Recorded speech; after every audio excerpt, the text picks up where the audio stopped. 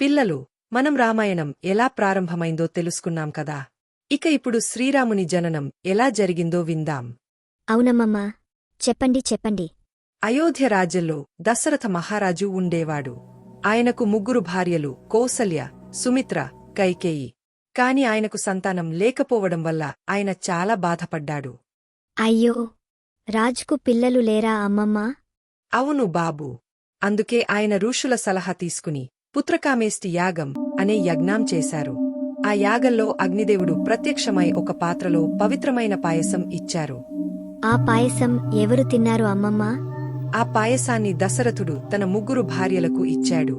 ఆ తర్వాత కాలంలో కౌసల్యకు శ్రీరాముడు, కైకేయికి భరతుడు, సుమిత్రకు లక్ష్మణుడు, శత్రుఘ్నుడు పుట్టారు.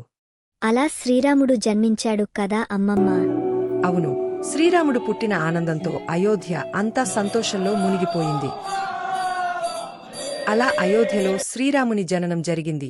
తర్వాతి భాగంలో ఆయన బాల్యం గురించి తెలుసుకుందాం.